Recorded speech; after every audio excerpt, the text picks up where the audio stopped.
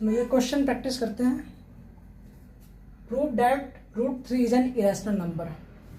ठीक है, तो हमने पहले पढ़ रखा है कि √2 इरेशनल को इरेशनल कैसे प्रूव करते हैं, बाय कॉन्ट्राडिक्शन मेथड यूज।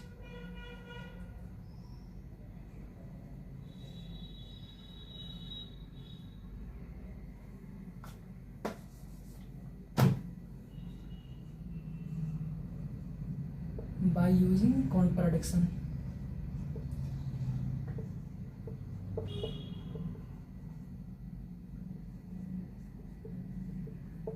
देखो कॉन्ट्राडिक्शन मेथड का यूज करके हम कैसे √3 को इरेशनल प्रूव करेंगे। स्टेप वन क्या है कि let us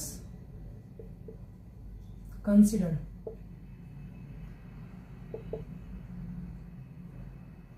√3 is a rational number।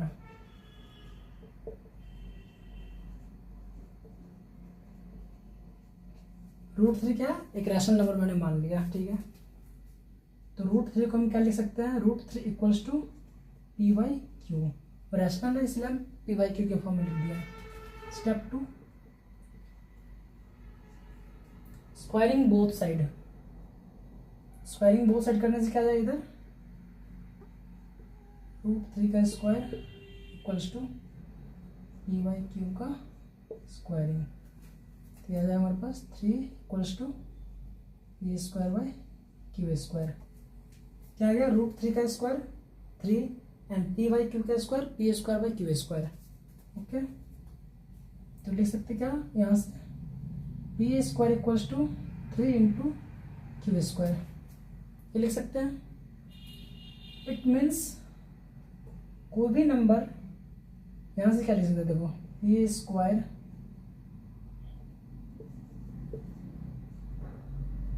इधर 3 है, अब ये 3 मल्टीप्लीकेशन में इधर डिवाइड हो जाएगा, मतलब 3 p से p जो p² जो 3 से डिवाइड हो रहा है। p² is divisible by divisible by 3 लिख सकते हैं ना।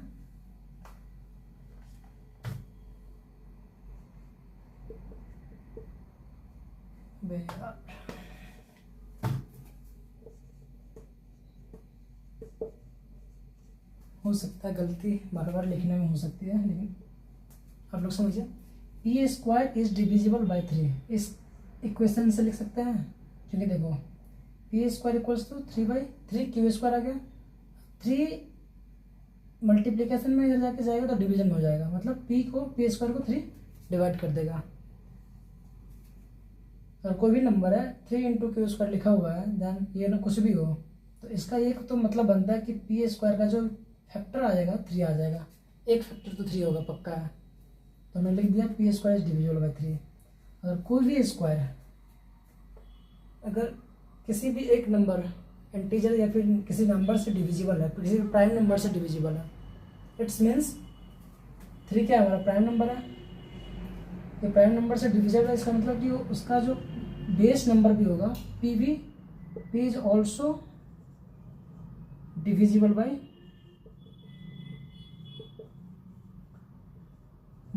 3।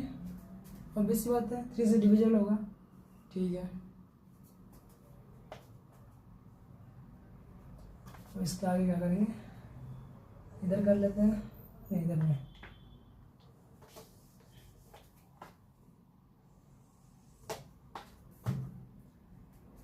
याद रखना। तो हम क्या लिख सकते हैं, 3 से अगर p डिविजिबल है, इसका मतलब क्या लिख सकते हैं, p equals to 3 something constant. मतलब p जो है 3 से डिविजिबल है, बट ये आगे कांस्टेंट क्या है, 3 से डिविजिबल तो ही ऑलरेडी, बट आगे k को क्या कोई कांस्टेंट मान लिया हमने। ठीक है, ये एक नंबर हो गया हमारा 3 के। यहाँ पे क्या करेंगे, बोथ साइड स्क्वायरिंग करेंगे। p² इक्वल्स टू 3 9 k² आ गया। देखो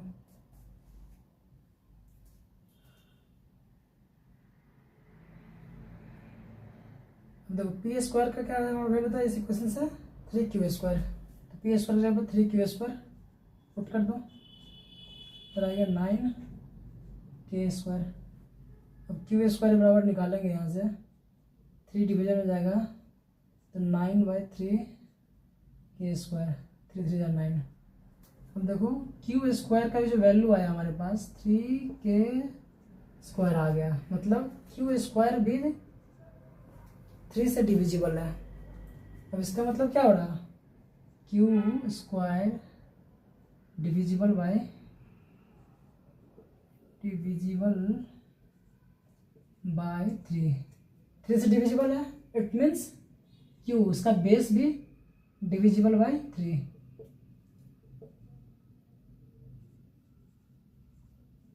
ये भी 3 से डिविजिबल होगा, ठीक है। अब देखो हमने माना क्या था कि √3p/q के फॉर्म में लिख दिया, जहाँ पे p एंड q का 1 के अलावा कोई फैक्टर नहीं है। बट इस आंसर से हमें क्या पता चल रहा है, p का एक कॉमन फैक्टर निकल के आ रहा है 3, आ रहा है ना common factor. But rational number किसको बोलेंगे, जब भी कोई भी p/q होगा तो उस दोनों का p/q का जो कॉमन फैक्टर 1 के अलावा कुछ नहीं होना चाहिए, ओनली 1 होना चाहिए। बट यहाँ पे क्या रहा आंसर, हमें एक कॉमन फैक्टर 3 भी मिल के आ रहा है। तो इससे हमें पता चल गया कि हेंस प्रूफ, यहाँ लिख देंगे by solving this we get the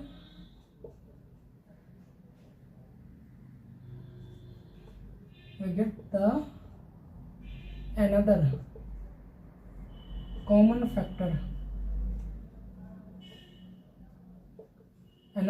factor of p and q।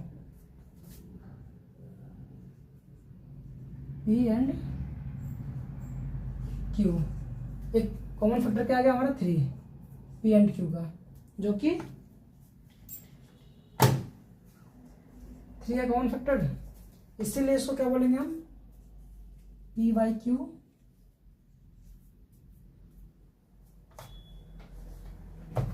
√3 is not a rational number।